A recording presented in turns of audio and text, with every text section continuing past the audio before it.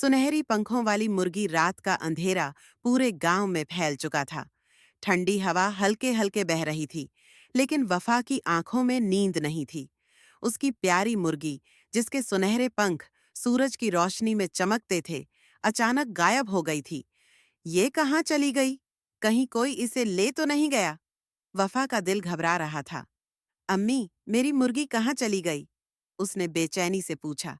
अम्मी ने उसके सिर पर प्यार से हाथ फेरते हुए कहा, बेटा, सुबह होते ही हम इसे ढूंढेंगे।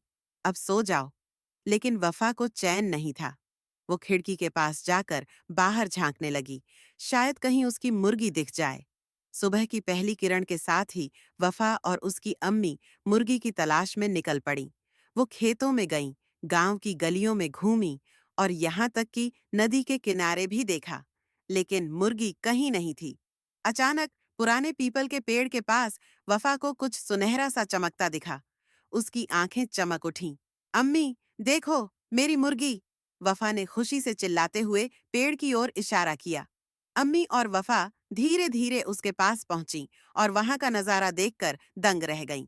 मुर्गी अपने छोटे छोटे पीले चूजों के साथ बैठी थी। अम्मी, ये तो घर की सबसे अच्छी माँ निकली, वफा ने हंसते हुए कहा।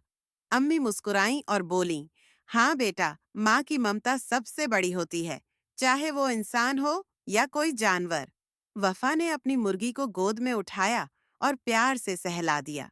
आज उसने सीख लिया कि माँ की ममता से बढ़कर इस दुनिया में कुछ नहीं।